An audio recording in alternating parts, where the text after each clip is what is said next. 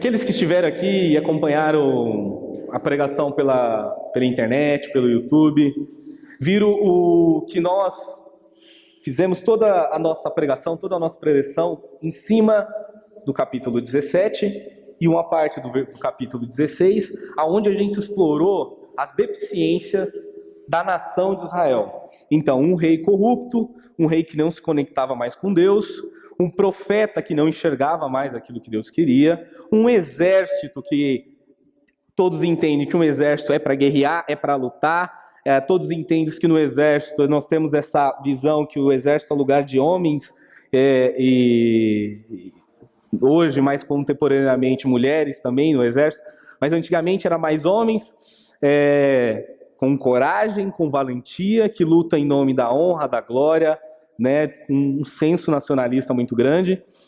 E esse exército de Israel não tinha nada disso. E aí fomos ver o quanto a nação de Israel era uma nação totalmente desprovida de cumprir a vontade, o propósito e tudo aquilo que Deus queria para eles.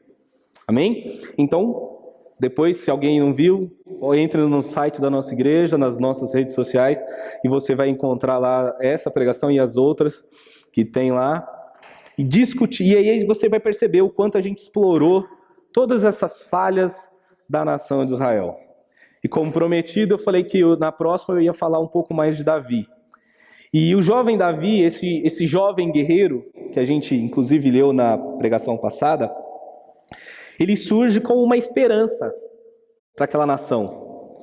Uma nação que começou bem, uma nação que quando você pega ali a partir do capítulo 11, capítulo 10, a formação, o chamado de Saul para ser rei, para organizar o povo, para juntar as pessoas, começa muito bem e de repente começa a ter um declínio. E aí a gente faz aquelas associações com as nossas vidas espirituais, com nossos ministérios, com a nossa história de vida. A gente quando tem um encontro com Jesus, a gente quando começa a andar com Deus, começa a estar na presença de Deus, a gente começa numa caminhada, a gente começa a ir bem, a gente começa a agir e andar de uma forma boa, correta, de uma forma que a gente fica muito feliz, que é visivelmente reconhecido pelas pessoas. Nossa, ele mudou, ela mudou, olha, a família dela mudou. Só que de repente, chega numa fase da nossa vida que começa um declínio. E aí você começa a cair. Você começa aquela alegria dos primeiros dias, aquela que a Bíblia vai chamar de primeiro amor. Aquela emoção de vir à casa de Deus. Aquele desejo desesperador de você falar de Jesus para alguém que você ama, para alguém que você conhece, para alguém que você sabe que precisa de Jesus. Tudo isso vai esmorecendo. As lutas ficam mais fortes que a sua fé, aquela capacidade de falar, não, Deus me abençoou e hoje eu tenho força inclusive para atravessar uma parede. Com o tempo isso vai diminuindo. E assim foi um pouco da história de Israel, né? Uma história que foi declinando. E diante disso, e Deus como sempre esteve no controle da história, e Deus sempre vai estar no controle da história. Amém? Deus é um Deus que ele atua desde lá de Gênesis até Apocalipse, e aí Deus tem uma coisa linda e maravilhosa, que Deus ele anuncia tudo do nada, né? O livro de Gênesis, muitas vezes as pessoas tentam fazer tratado científico com o livro de Gênesis, né? Sobretudo os 11 primeiros capítulos, as pessoas tentam dizer que cada dia é uma era geológica, e não sei o que a célula tal, porque aí primeiro na evolução, na escala evolutiva, aí vem primeiro os répteis, depois as aves, depois os animais. E aí tenta fazer todo um tratado teológico, todo um tratado científico, para poder explicar, para ficar mais aceitável, uma história que você só consegue acreditar pela fé, que é um homem sendo formado do barro, e da costela desse homem Deus faz uma pessoa igual, uma companheira, uma ajudadora, que vai viver junto com ele, e dali eles vão dar continuidade na história da humanidade. Como é só pela fé que você acredita nessas coisas, a gente fica tentando, né, cientificamente provar. Mas o que é bom e muito louco nisso tudo é que Deus, ele não fala de onde ele vem, ele não fala quem ele é, ele simplesmente, a Bíblia se anuncia no livro de Gênesis, e a terra era sem forma, vazia, e Deus falou, haja luz. Mas de onde é esse Deus? Quem esse Deus é? Quem ele é? Como ele é? Ele não se anuncia. Dificilmente você vai pegar qualquer livro e você vai ler de um autor ou um romance, e quando você começar a ler o autor, ou o livro, o autor vai começar a dizer quem ele é, a história dele, de onde ele veio. É muito difícil. E Deus é assim. Deus, ele começa a história, ele começa o diálogo comigo, com você, dizendo: eu comecei a história, mas de onde eu vim? Não te interessa. E aí, ao mesmo tempo, você fica pensando: tá, ele começou a história, então a gente que termina? Não, ele já termina a história, ele já diz como vai acabar. Isso mostra, para mim, uma insignificância gigantesca da nossa parte. Porque todo projeto científico tenta descobrir de onde viemos e para onde vamos. Esse Deus fala assim: vocês vieram da onde eu falo que vocês vêm, e vocês vão para onde eu falo que vocês vão. Ele é soberano. Para algumas pessoas é autoritário. Mas para aqueles que conhecem o amor revelado de Deus por meio de Jesus Cristo, percebe: ele é misericordioso. E ele é bom. Ele é um Deus de amor. Então, esse Deus é um Deus que anda e está o tempo inteiro no controle da história. Se você fizer uma leitura da Bíblia, conseguir ler todos os livros da Bíblia, sabe, assim, aquelas coisas que a gente faz um plano: vou ler a Bíblia toda em 1 ano. Se você conseguir fazer isso, você vai perceber que Deus está no controle na história do povo dele, na história da humanidade, a todo tempo.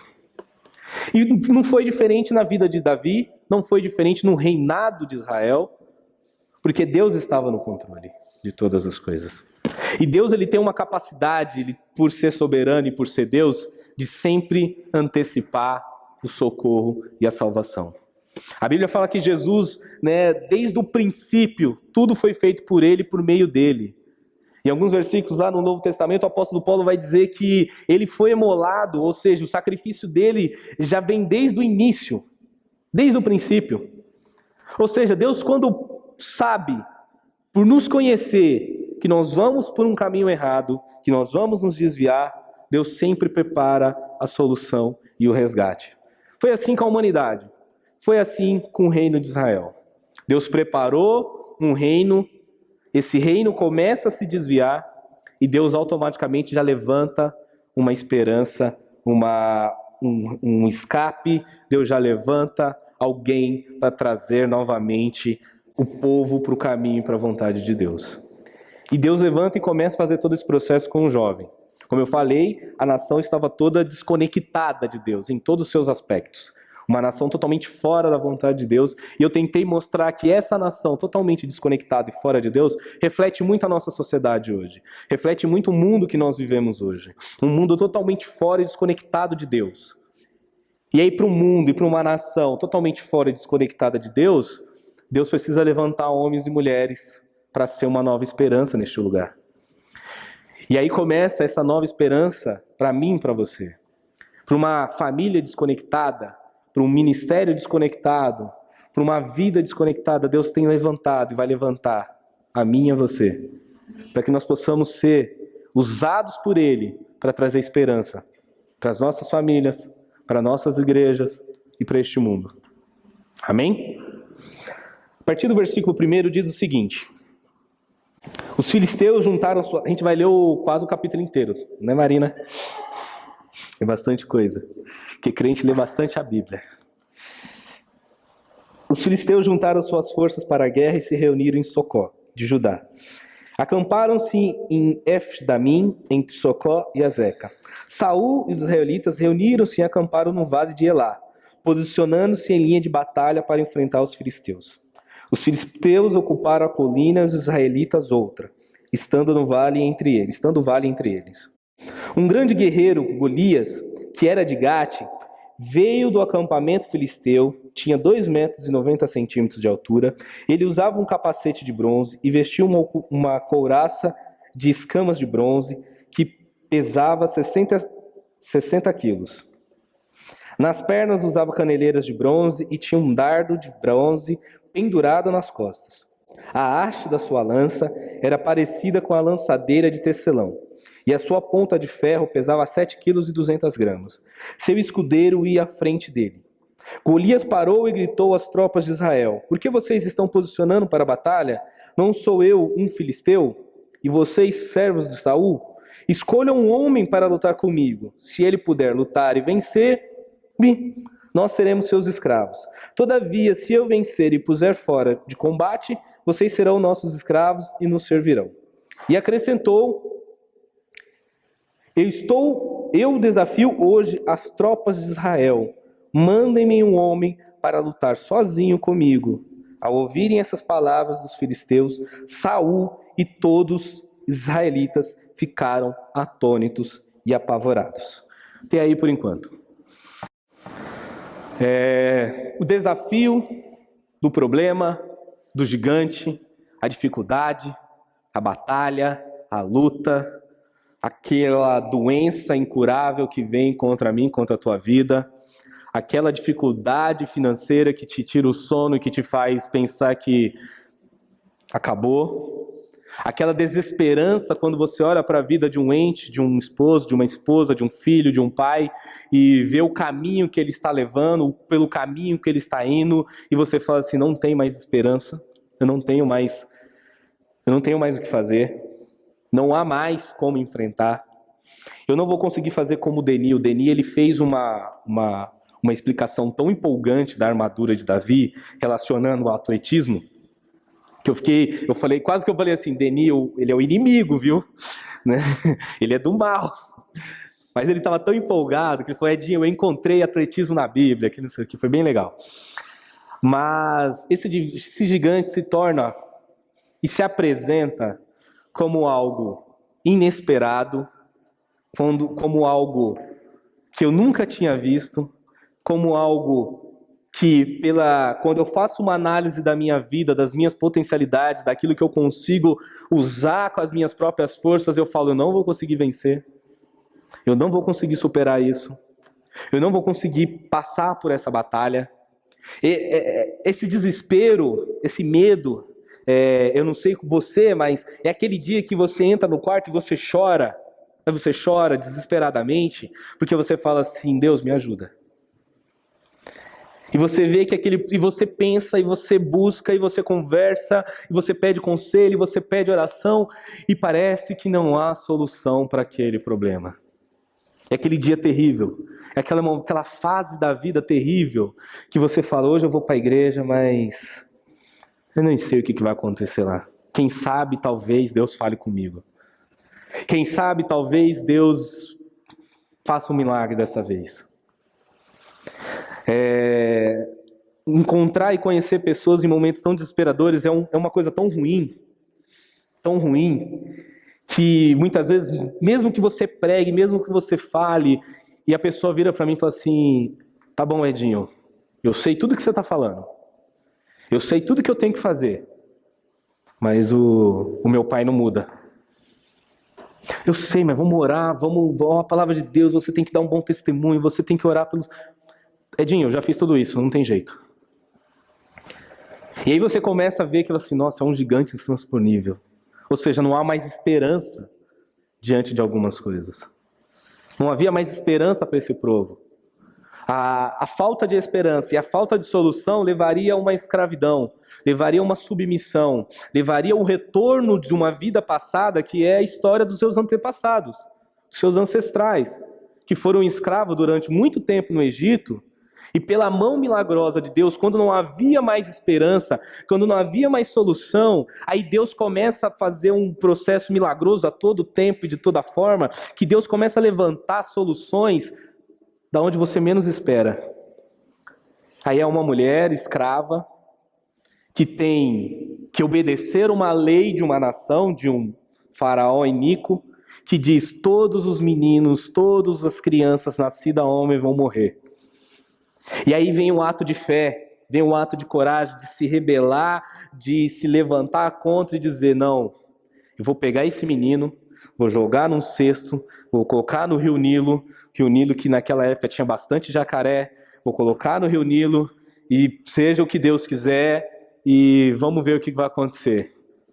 E aí Deus começa pegando todo aquele desespero, toda aquela solução que é impossível de dar conta. Deus pega aquele menino, põe para ser cuidado pela filha do faraó.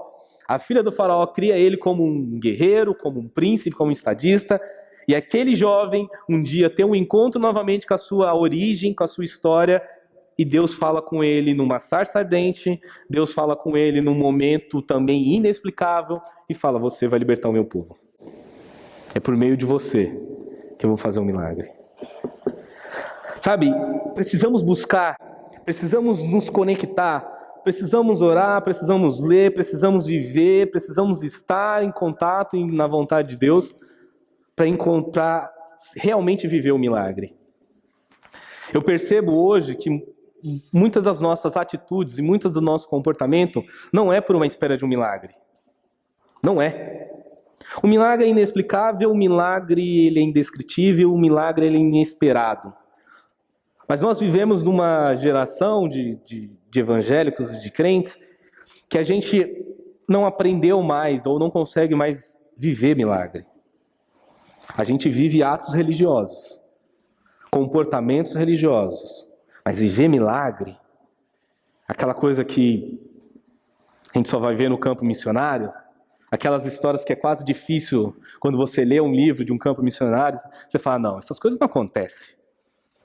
Não, isso é coisa do livro de Atos lá naquela época, não tem mais como acontecer isso aqui hoje. É a ausência do milagre, e a ausência de milagre é uma ausência de vida com Deus. A ausência de uma vida com Deus é o despertar de uma vida para o desespero, para o medo, para a desesperança. E esse povo vivia isso. Mas assim como foi há muitos anos atrás, um povo que era escravizado, Deus levanta um homem, e por meio deste homem, Deus faz uma revolução. Novamente nós vemos Deus no controle da história, e novamente Deus levantando um jovem agora dessa vez, para fazer a mudança, para fazer a diferença. O jovem Davi. A esperança renasce, num contexto totalmente desfavorável para ele. Talvez você comece agora ouvindo essa pregação e você comece assim: pô, verdade, tá começando a vir acendendo uma fagulha de esperança aí para aquilo que eu tenho falado com Deus. E aí eu vou desconstruir novamente essa sua esperança, um pouquinho mais, mas depois a gente volta com ela. Você vai encontrar uma série de dificuldades nesse processo. Uma série de dificuldades nesse processo. O evangelho das religiões, se você parar para pensar, é uma das mais difíceis de seguir. É uma das mais difíceis de seguir. Pois ela faz com que você tenha que primeiro morrer com o seu próprio ego. Você tem que ir contra a cultura deste mundo. Você tem que ir contra os seus desejos. Você tem que ir contra a sua vontade. Se você pegar os 10 mandamentos, que não matarás, não roubarás, não adulterarás, não cobiçarás, não darás falsos testemunhos, honra teu pai e tua mãe, não profane o sábado. Se você fizer uma análise dos 10 mandamentos, você vai ver que é tudo aquilo que o homem quer fazer. Ah, não, eu não quero fazer. Faça uma análise profunda e você vai ver que tudo que está nos 10 mandamentos é fruto do desejo do coração humano, maligno. E se não fosse fruto do coração e do desejo maligno, Deus não colocaria como 10 mandamentos. Se não fosse o desejo de querer usurpar o que é do outro, se não fosse a cobiça, a inveja, se não fosse a necessidade de eu me rebelar contra os meus pais o tempo inteiro, a necessidade de querer fazer e seguir da forma que eu quero que seja, não quero ouvir uma autoridade, eu não quero ouvir uma pessoa superior a mim, se não fosse esse desejo latente, Deus não mandaria você honrar seu pai e sua mãe. Amém? Então, Deus ele vai trabalhando, e vai quebrando, e vai desmontando as nossas convicções. A partir do 12. Davi era filho de Jessé, o Efrateu, de Belém de Judá. Jessé tinha 8 filhos e já era idoso na época de Saul. 3 filhos mais velhos de Jessé tinham ido para a guerra com Saul. Eliabe, o mais velho, Abinadab, o segundo, e Samá, o terceiro. Davi era o caçula. Os 3 mais velhos seguiram Saul, mas Davi ia ao acampamento de Saul e voltava para apacentar as ovelhas de seu pai em Belém. Durante 40 dias o filisteu aproximou-se de manhã e de tarde e tomou posição. Nessa ocasião, Jessé disse ao seu filho Davi: pegue uma arroba, de grãos tostados e de 10 pães, e leve-os depressa aos seus irmãos no acampamento. Leve também esses 10 queijos ao acampamento, ao comandante da unidade deles. Veja como estão os seus irmãos e traga-me alguma garantia de que estão bem. Eles estão com Saul e com todos os homens de Israel no vale de Elá, lutando contra os filisteus. Levantando-se de madrugada, Davi deixou o rebanho com outro pastor, pegou a carga e partiu, conforme Jessé havia lhe ordenado.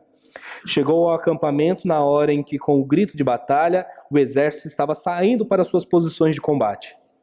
Israel e os filisteus estavam se posicionando em linha de batalha, frente a frente. Davi deixou o que havia trazido com o responsável pelos suprimentos e correu para a linha de batalha para saber como estavam seus irmãos.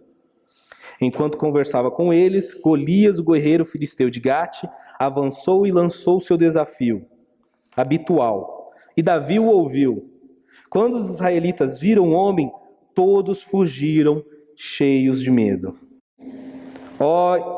Os israelitas diziam entre si: vocês viram aquele homem? Ele veio desafiar Israel. O rei dará grandes riquezas a quem o vencer. Também lhe dará a sua filha em casamento e isentará de impostos em Israel a família de seu pai.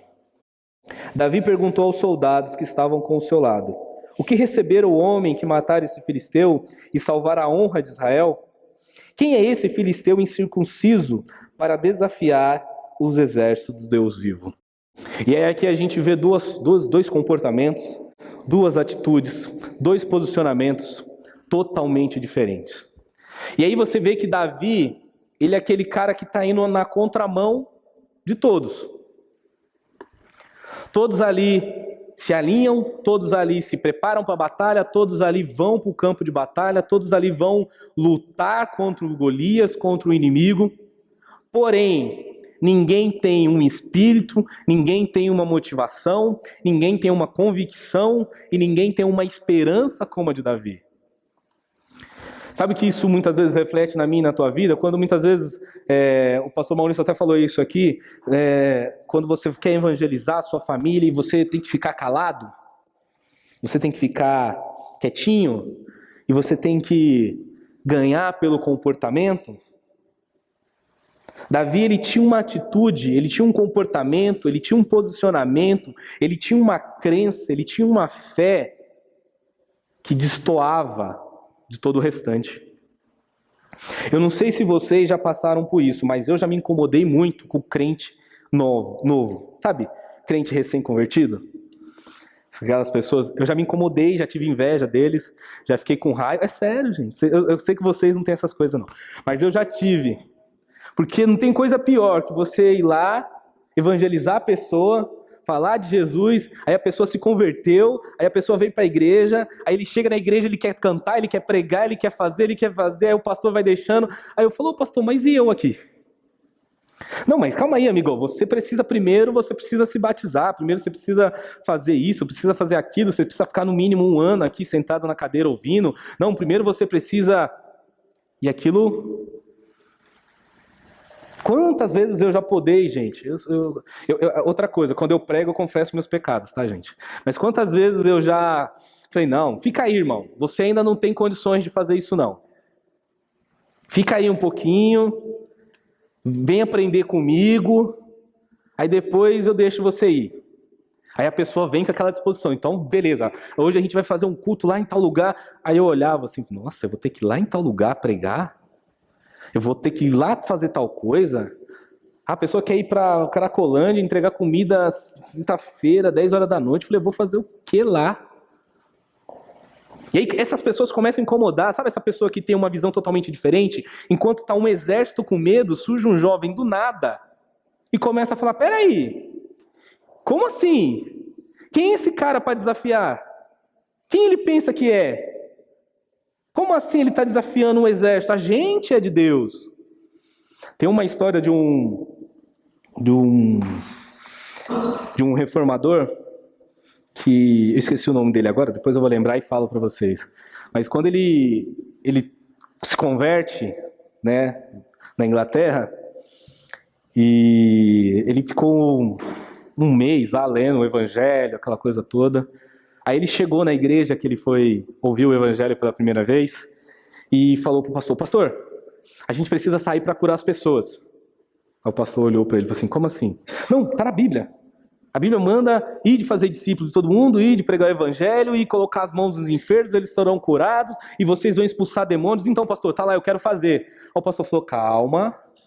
Como assim? Não, mas pastor, mas não está na Bíblia, não tem que fazer. Sim, tem que fazer. Tá, pastor, mas você vai fazer que hora? Calma, não é assim. Aí o pregador ficava assim: mas eu tenho que ir, eu preciso fazer, eu preciso ir. Não dá para entender. Pregou aqui, nessa igreja, o pastor Esquiriló, Luiz Esquiriló, né? E eu lendo um dos livros dele, eu fiquei impactado com uma das histórias, que no seu processo de conversão, ele e uma outra pessoa compraram um monte de Bíblia e saíram pelas ruas evangelizando, e eles não tinham destino, eles só iam voltar quando Deus mandasse. Sabe o que é você pegar aqui, sair pela Castelo, aí para num bairro, entra, prega, evangeliza, fica ali 2, 3 dias, aí sai dali, vai para outro, aí atravessa para o outro lado da Castelo, vai, sei lá, para Osasco, vai para Carapicuíba. Ah, mas como que a pessoa vive? Como que ela paga a conta? Não sei. Mas eu sei que foi isso que Jesus mandou os apóstolos fazerem. Vão e só leve o necessário. Então, eu e você, a gente começa a perceber que falta uma motivação nas nossas ações. O pastor Jairo, ele falou na última pregação da exortação, né? Que as pregações estão vindo muito exortativas, né? E eu fiquei preocupado. Falei: ai meu Deus, será que eu estou pegando pesado? Né? Tem que maneirar, né? Vou falar de bênção agora. Mas aí, no processo de construir essa mensagem, Deus me levou a um pensamento do quanto é necessário uma exortação bíblica que nos leve para perto de Deus, diferente de uma exortação bíblica que está atendendo o ego do pastor porque o pastor quer mandar. É diferente. Há uma diferença muito grande. Eu já vivi isso. Eu sei que é ser exortado porque simplesmente o pastor não gosta da cor da sua camisa. Então ele te detona. Mas eu sei o que é ser exortado quando a palavra está dizendo: filho, vem por aqui. Esse é o caminho. Onde você está indo não está legal. Isso não é bom. Esse não é o processo que você deve seguir.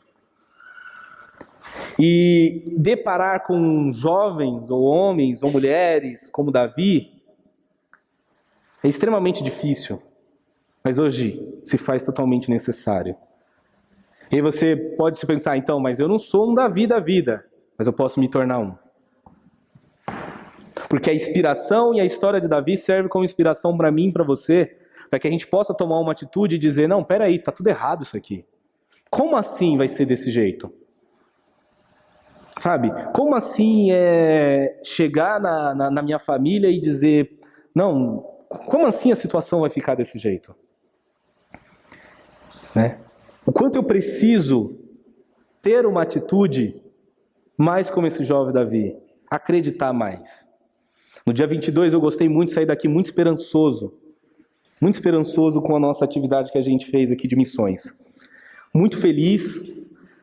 Há muito tempo eu não participava de uma atividade de igreja que me deixasse tão alegre, tão com esperança e com vontade de fazer coisas, de ficar reverberando depois o que poderia fazer, o que daria certo.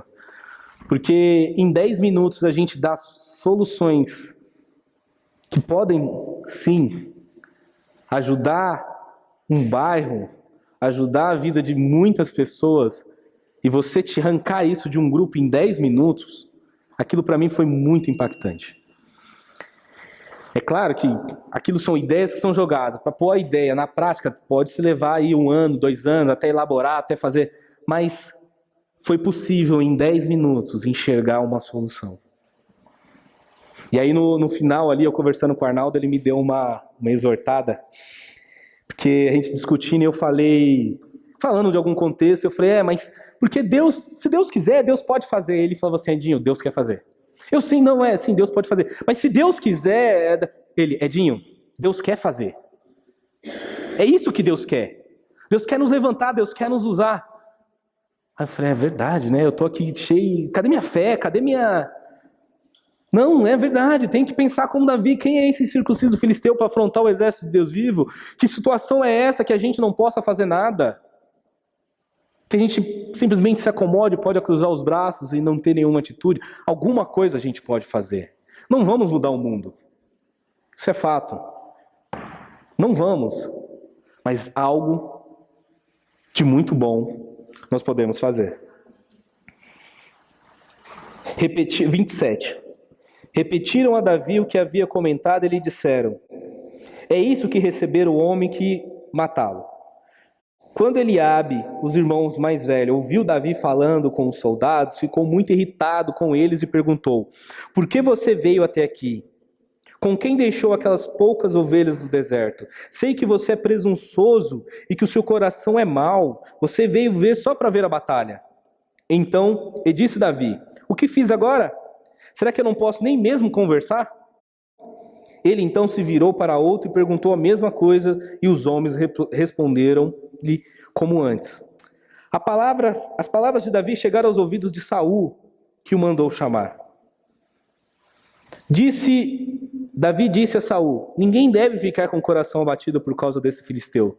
Seu servo irá à luta com ele. É muito forte isso, assim, se parar para pensar, um jovem no meio de um exército, no meio de guerreiros, no meio de irmãos da própria família dele, que tinha muito mais capacidade que ele, e o próprio profeta atestou isso, quando você olha lá no capítulo 16, o profeta olhou para o primeiro e falou assim: nossa, esse dá um bom rei, esse segundo também, esse terceiro também, todos eles têm qualidades. Davi, no meio dos seus irmãos, ele precisa ter uma atitude de fé e de coragem que supere aqueles que visivelmente são melhores, são mais capacitados, têm mais experiências, são mais fortes, já tem ali uma aceitação do próprio exército, porque Davi não está no exército. Os irmãos dele já estão engajados no projeto. E Davi teve que tomar uma atitude.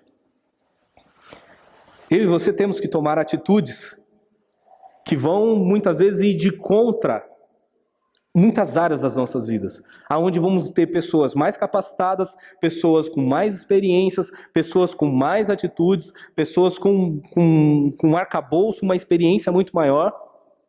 Mas Deus quer nos levantar, como Davi, para tomar uma atitude como essa. Renovar isso dentro de nós. A gente tem aquele ditado popular, né? Renova a criança dentro de você, dentro de todo mundo tem uma criança escondida.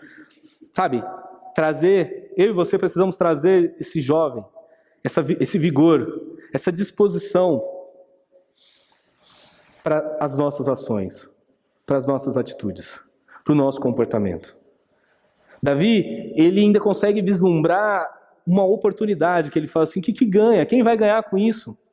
O que eu recebo em troca? O sonho de todo liberal: não vai pagar mais imposto.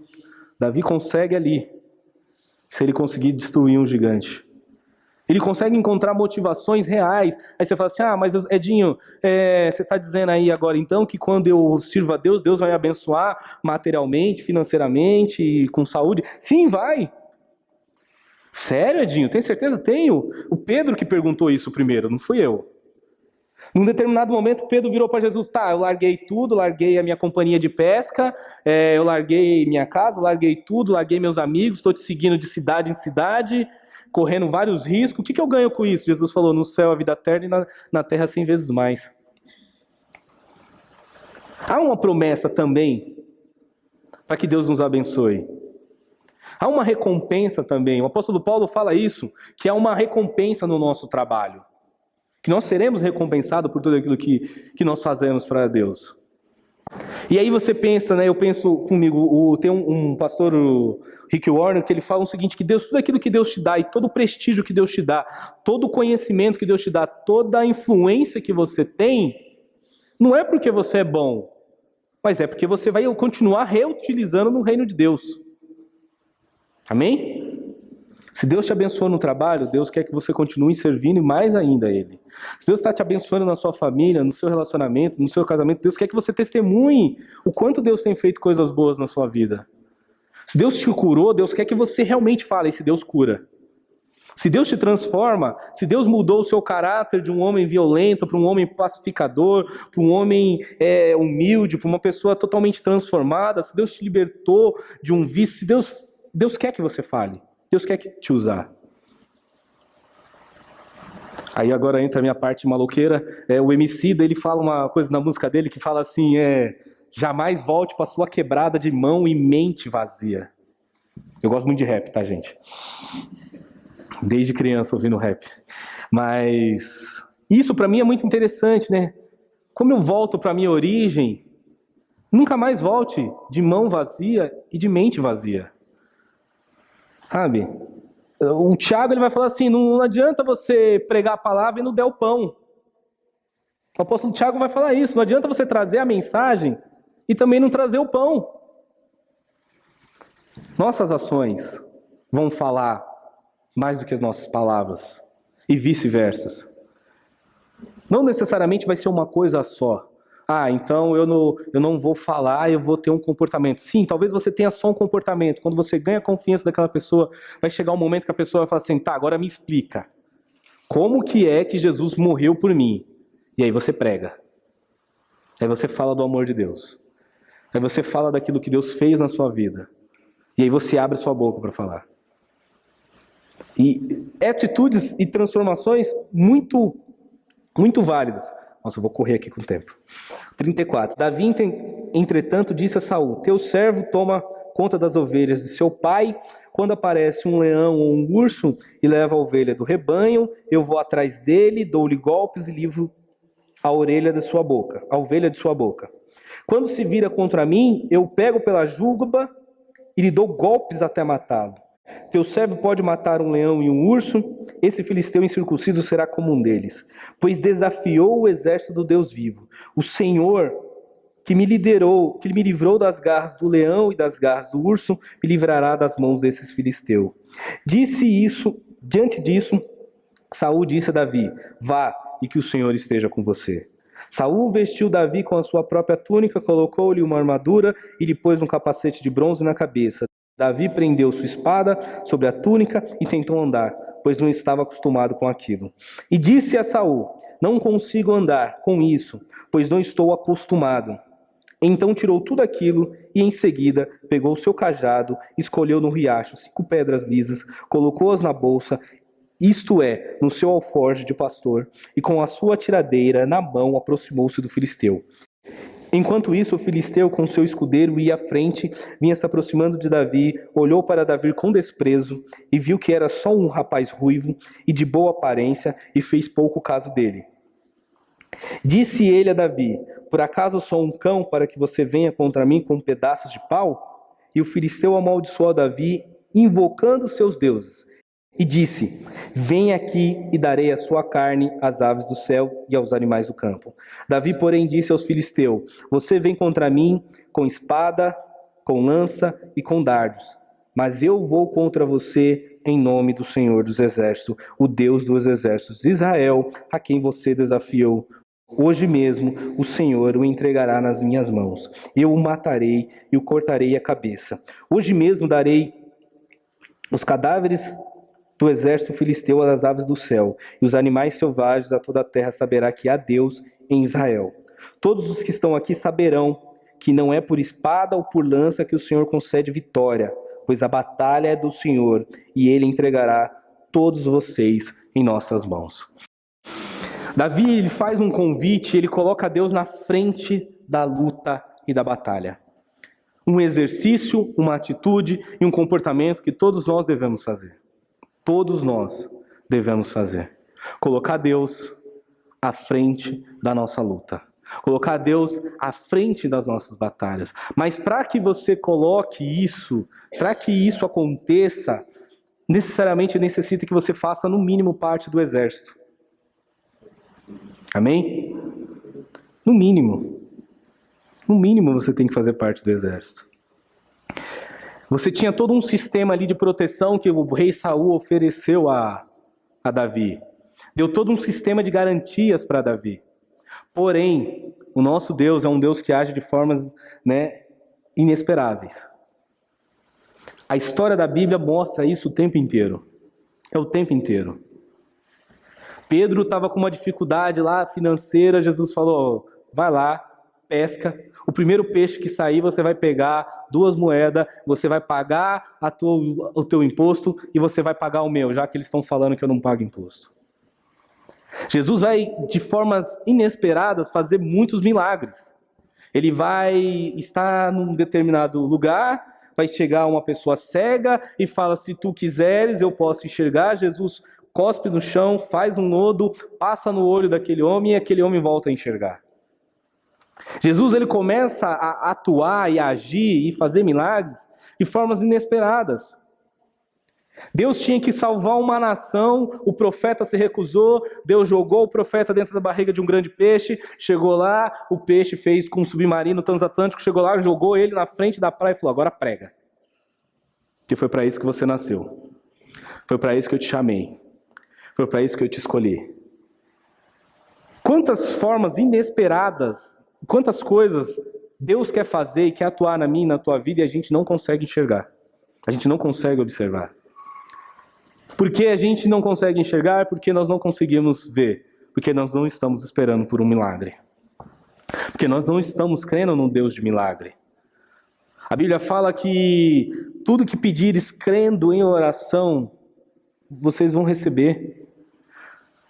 Aí você fala assim, Edinho, então é só orar, é só pedir que Deus dá. Mas se você voltar alguns capítulos antes, ali no João 15, Jesus vai dizer assim, se as minhas palavras estiverem em você, e você estiver nelas, aí sim, tudo que você pedir em oração, você vai receber. Não basta só querer. Tem uma condição. Davi, ele não era nem do exército. Ele não era nem do sistema. Ele não fazia parte do jogo. Ele era um excluído. Mas foi ele que Deus escolheu. Ah, mas Deus escolheu ele porque ele era ruivo, bonitinho? Não. Deus escolheu Davi porque ele tinha um coração, uma motivação no seu coração de que sim, o meu Deus é o meu Deus. É esse Deus que nós cremos. É Ele que faz um milagre. É Ele que livra Israel. É Ele que dá a vitória. O dia que a gente começar a entender que todo mal, toda violência, seja uma violência de Estado, seja uma violência física, seja uma violência de conceitos, o dia que a gente entender que todas as violências que nos cercam e que faz parte do nosso mundo, nada mais é que uma violência contra o próprio Deus, a gente vai conseguir se levantar como Davi, olhar para o mundo, para a sociedade, para o sistema e dizer, peraí, você está se levantando contra Deus. Porque quando você agride o filho, você está agredindo o pai. É contra Deus que você está se levantando. Esse mal instalado no mundo, esse mal instalado nas famílias, esse mal instalado nas nossas relações, esse mal, essa exploração dentro dos nossos ambientes, seja de trabalho, universitário, os ambientes onde a gente circula. Quando a gente perceber que toda essa maldade não é porque só é um conflito, é uma discussão política, é uma discussão ideológica, não, esse mal é a raiz que faz com que o mundo sofra, as pessoas se percam, as pessoas se desesperem, as pessoas vão buscar soluções em caminhos totalmente errados. Quando a gente perceber que o que na verdade está faltando para essas pessoas, que está faltando para esses lugares é a presença de Deus, o que está faltando é um homem que saia do meio do exército, que talvez não é exército. Amém? E eu vou chegar, por que eu estou frisando o exército? Porque existe um exército religioso hoje, do povo de Deus, muito grande. Só que existe poucos Davis. Muito poucos Davis. Isso aqui não tem muito a ver com a gente, tá? Que eu vou falar agora. Que é uma coisa que vai para muito além. Em 2011, uma repórter da Folha fez um levantamento que as igrejas evangélicas no Brasil arrecadaram em um ano 21 bilhões de reais. Eu tenho certeza que o número deve ser no mínimo umas 5, 6 vezes maior. No mínimo. Mas 21 bilhão de reais as igrejas arrecadaram em um ano. Ou seja, existe um exército aí, certo? O IBGE diz que somos 50 milhões de evangélicos, então esses 50 milhões de evangélicos arrecadam-se 21 bilhões por ano. Vocês lembram que na época da Copa teve bastante discussão por conta dos estádios, né? Amém? E gastou-se com os estádios, que toda a preparação da Copa do Mundo no Brasil, 30 bilhões de reais. E aí todo mundo falou assim, mas se esse dinheiro fosse investido em política pública, se esse dinheiro fosse revertido em trabalho social e tal, e tinha toda aquela discussão política. E aí, o que daria para fazer com 30 bilhões que foi gasto na Copa do Mundo? Poderia ter construído 40 mil escolas, 120.200 hospitais, 10 linhas de metrô, cada linha com 12 quilômetros de extensão, e 540 mil casas populares. Com 30 bilhões da Copa do Mundo. Aí eu fiquei pensando, não sou bom de conta, sou de humanas, se esse exército de evangélicos, que gera 20 bilhões por ano, que eu acho que é muito mais, juntasse esse dinheiro por 10 anos, nós, com certeza, conseguiríamos eliminar, eu acho que uma parcela gigantesca dos problemas sociais do nosso país. Mas uma parcela gigantesca. Aí você fala assim, nossa, mas é verdade, Edinho, isso não tem nada a ver com a gente. Sim, não tem nada a ver. Mas o que tem a ver com a gente é o nosso comportamento. Por que as igrejas gastam tanto e por que tem tanto dinheiro e esse dinheiro não está sendo revestido em obra? O que está acontecendo com esse dinheiro? Sim, aí o que está acontecendo com esse dinheiro? É um pastor que compra uma fazenda de 29 milhões, é o outro que a revista Forbes fala que ele tem uma renda de 1,5 bilhão, é o outro que agora saiu na revista essa semana que ele tem uma banheira de ouro na casa dele, é o outro que tem um carro de 1 milhão, é o outro que tem um avião, é o outro que paga 90 milhões em terreno para construir, mas usa mais 600 milhões para construir um templo gigante. Aí você fala, Edinho, ainda não tem nada a ver com a gente. Sim, não tem nada a ver com a gente. Porque a igreja já se perdeu lá na frente. Já se foi. Sabe por que a exortação é importante? Sabe por que uma pregação que o tempo inteiro nos chama novamente para a essência, novamente para a centralidade? E isso não quer dizer que nós estamos certos, isso não quer dizer que nós somos os detentores da verdade, mas uma pregação de exortação muitas vezes vai nos lembrar e dizer, olha, faça a sua autocrítica, para que você não seja mais um no meio desses. Olha, faça a sua autocrítica, para que você possa, nem que seja pouco, mas você consiga fazer algo diferente. E se você conseguir fazer algo diferente, você pode influenciar outras pessoas a fazer algo diferente.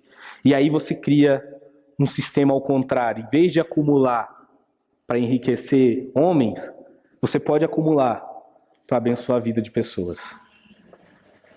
Então há motivações diferentes. Nós podemos fazer coisas. E começamos com a nossa casa. Uma vez um jovem falou, acho que foi para a Madre Teresa, que ele fala, né, que ele queria mudar o mundo, que ele queria fazer um monte de coisa, que ele queria ir para o campo e tal. E ela fala assim, volta para tua casa, ama a tua família, ama a tua esposa, ama os teus filhos, ajuda o próximo, e aí você vai conseguir mudar o mundo. E por aí vai. O que eu estou dizendo é que a gente não precisa crescer para fazer muita coisa. Mas que mesmo com o tamanho ou com o crescimento que vier a acontecer, desde já, alguma coisa pode ser feita. Desde agora, alguma coisa pode ser feita. E isso só acontece com uma motivação. Uma motivação que primeiro vem do próprio Deus, uma motivação de entender que existe um sistema totalmente distorcido, um sistema totalmente desconectado, existe uma nação totalmente fora de Deus, e aí precisa levantar jovens, homens, mulheres que falam assim, não, esse sistema está agredindo a própria vontade de Deus aqui na terra, porque Deus colocou os filhos deles aqui na terra. E ao se levantar, eu não vou fazer isso sozinho. Aí eu preciso do outro comigo. Eu não consigo fazer isso da minha... Jesus não fez sozinho. Jesus chamou 12 para fazer com ele, ensinou aqueles 12 e falou, vão. E hoje nós estamos aqui, depois de 2000 anos. A igreja já se perdeu em outros momentos. Eu estou falando da nossa igreja evangélica, o nosso segmento hoje. Se você for ver a história da igreja, ontem, a gente no Domus lá em casa, a gente falou rapidamente sobre a reforma. Que amanhã se completa 499 anos da reforma protestante. Um dia que um jovem, um seminarista, um monge, ele lê, atormentado pela culpa de um Deus tirano, de um Deus que vai me matar a qualquer custo, de um Deus que me destrói, de um Deus que faz coisas horríveis, e que ele pagava suas penitências, ele pagava suas indulgências, ou seja, eu pago para poder ir para o céu, eu dou tanto para tirar meu pai do inferno, eu dou tanto para tirar minha bisavó do inferno. Ou seja, um sistema religioso que só enriqueceu a igreja durante anos, uma igreja que tinha um poder de Estado, uma igreja que mandava mais que os reis, uma igreja que fazia caça a todos os hereges, a todos aqueles que discordavam dela. Surge um homem, quando ele lê Romanos, capítulo 1, versículo 17, e no final de 17 que fala que salvação é pela fé. O justo viverá da fé, não é pelas obras. E por entender a palavra de Deus, e por entender a Bíblia, aquele homem fez um movimento que reverbera na gente hoje, que chega aqui hoje. Talvez as nossas pequenas atitudes.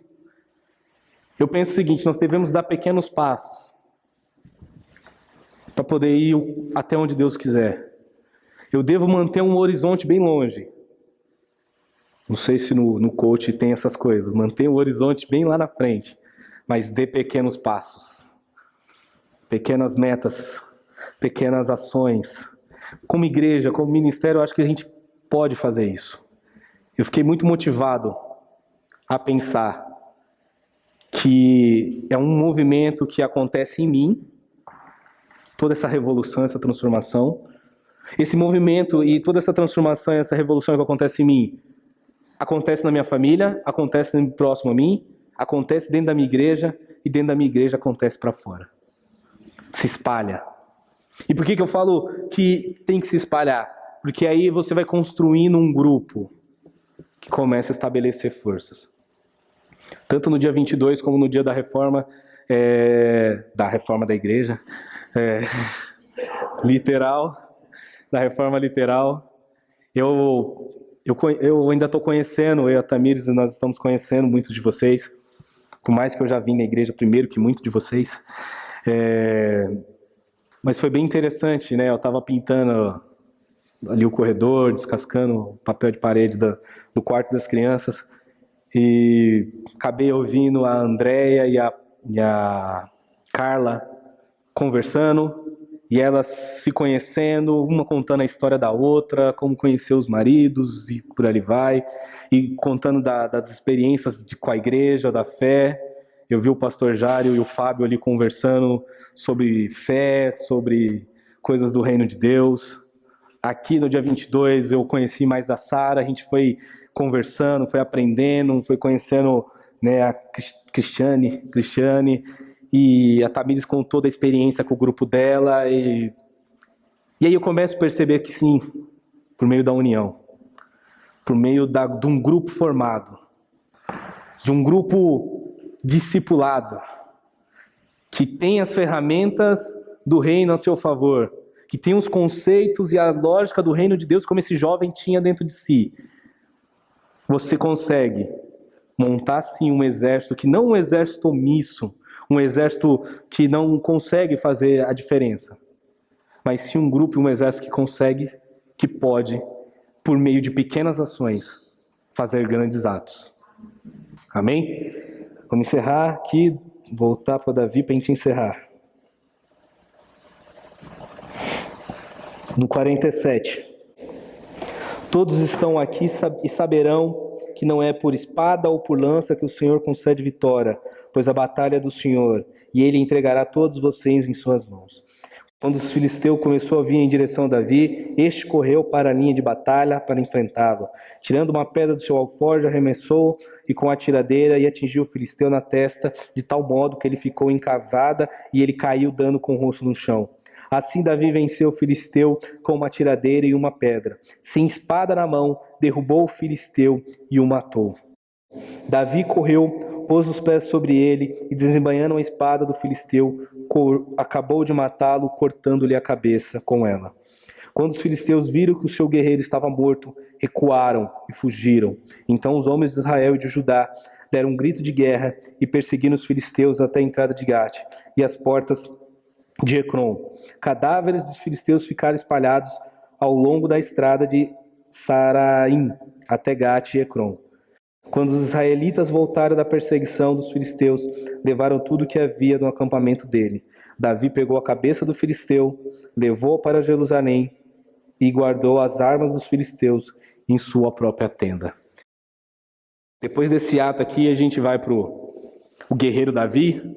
Saul contra-ataca. E aí no final é o rei Davi, o retorno dos judeus para Jerusalém. Mas uma das coisas que eu também fiquei pensando, que é o risco do evangelho. O evangelho gera um risco muito grande para todos nós. E se você parar para pensar, os irmãos de Davi eram guerreiros. Eles já tinham experiência de batalha, eles já tinham experiência na luta, eles já tinham experiências para confrontar e vencer batalhas, porque o reino de Saul tem vencido tanto. Mas aí de repente Davi, ele se propõe a fazer algo inesperado. E quando ele se propõe a algo inesperado, ele coloca em risco a sua credibilidade com a sua família. Ele coloca em risco a sua credibilidade com o exército. Ele coloca em risco a sua credibilidade com o rei. E naquele tempo você olhou torto para o rei, você morre. Davi, para tomar uma atitude como a dele, ele escolheu a morte. Aí eu fico pensando, quem na Bíblia escolheu a morte para tomar uma atitude tão revolucionária, tão transformadora, uma atitude tão magnífica, tão contra a sociedade, tão contra os padrões do mundo? Um homem que preferiu a cruz, que preferiu morrer na cruz, ao se sujeitar ao sistema, ao não cumprir a vontade de Deus, colocou em credibilidade a sua própria história, ao ser chamado de beberrão, de louco, de demônio, de blasfemador, colocou em credibilidade tudo aquilo. E aí, uma das coisas que hoje a gente tem que deixar muitas vezes, é essa necessidade de deixar uma imagem de credibilidade aonde quer que nós estejamos. Não estou convidando ninguém a ser promíscuo, a fazer coisa errada. Mas eu estou dizendo que as nossas atitudes, o nosso comportamento, pode gerar uma discussão, pode gerar uma controvérsia, pode gerar um pensamento totalmente errado, pode gerar uma dúvida, ou como muitas vezes as pessoas ultimamente me chamam, você é um herege. Pode gerar, mas desde que você assuma um papel, e que esse papel esteja na vontade de Deus, você vai conseguir fazer uma mudança.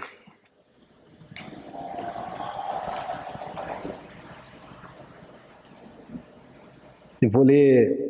e detalhe, desse arcabouço todo das igrejas brasileiras que arrecadam 20 bilhões por ano, que eu acho que é muito mais, a gente tem no Brasil aproximadamente 220 mil igrejas, 10 mil apóstolos, é muito apóstolo, e para mim todo apóstolo bom é apóstolo morto, porque é o que estão na Bíblia, e aí entra a parte da heresia, pastora.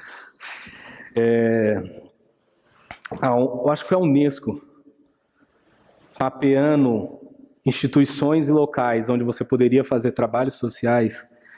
Ela fala que a igreja é o lugar que tem o melhor espaço físico e estrutural para se fazer projetos sociais, e é de todos o espaço menos utilizado. É claro, a igreja só abre 2 horas por semana no domingo. E aí todas as cadeiras, os microfones, projetor, toda a estrutura, banheiro, sala que poderia ser utilizado para uma série de outras coisas, não vai ser utilizado porque a gente acha que não pode. Poderia ser utilizado para abençoar, para mudar, para revestir na sociedade, no nosso bairro, e não é utilizado. Quando nós tomamos uma atitude, e aí eu encerro com uma resposta de Lutero, em fazendo uma homenagem, já que amanhã é aniversário da Reforma, e se no ano que vem, dia 31, cair em outubro de novo, e eu estiver na escala, eu vou falar da Reforma, tá, gente? Então daqui 1 ano, vocês continuem até lá na igreja, para vocês ouvirem eu falar da Reforma, então não saiam da igreja pelos próximos 1 ano, tá bom? Isso é estratégia para prender membro na igreja. O Lutero, quando ele foi questionado pela Igreja Católica, pelo Papa, e falaram para ele o seguinte: tudo isso que você está denunciando aí, que o Papa não é a autoridade máxima, que a Bíblia é a autoridade máxima, que você não compra a salvação, que isso, todas as denúncias que Lutero faz quando ele prega as 95 teses na capela de Wittenberg, em 1517, ele foi chamado para um tribunal para poder responder diante do tribunal. Aí as pessoas fizeram, claro, uma série de distorções, de acusações, e falaram: você renuncia o que você falou? E aí Lutero pediu 24 horas para poder responder. E aí ele dá essa resposta: que se me convençam mediante testemunho das Escrituras e claros argumentos da razão, porque não acredito nem no Papa nem nos concílios que já estão provado a miúde que estão errados, contradizendo-se a si mesmo, pelos textos da Sagrada Escritura, que citei, estou submetido à minha consciência e unido à palavra de Deus. Por isso, não posso, nem quero retratar-me de nada, porque fazer algo contra a consciência não é seguro e nem saudável. Quando você vai assistir algum filme de Lutero, ele fala assim: se você conseguir provar na Bíblia que o que eu fiz está errado, eu me retrato. E aí, é claro, ninguém provou, vamos matar esse cara, aí ele tem que fugir, aí começa a Reforma Protestante, sai as igrejas, e a gente está aqui hoje com liberdade religiosa para poder pregar o Evangelho. Não tão liberdade. Sabia disso? Porque a sociedade é que determina quando e como a gente pode servir o nosso Deus, né? É a sociedade que diz se você vai ter um alvará, um habite para poder estar neste lugar. É a sociedade que pautou e nos moldou que é no domingo que você prega, é no domingo que tem culto, porque se a gente quiser fazer culto amanhã, meio-dia, a gente não consegue. Porque aí eu vou ter que sair do trabalho, você vai ter que parar. O mundo está organizado de uma forma que dita quando e como nós temos que pregar, como e quando nós temos que servir a Deus. Por isso que é necessário um ato de rebelião, como Lutero, de que no meu trabalho eu vou ser um instrumento de Deus, na minha casa eu vou ser um instrumento de Deus, na minha igreja, nos meus convívios eu vou ser um instrumento de Deus. Porque a sociedade não pode dizer que é só no domingo que eu tenho que ir lá cultuar a Deus. Eu cultuo a Deus todos os dias da minha vida. Amém?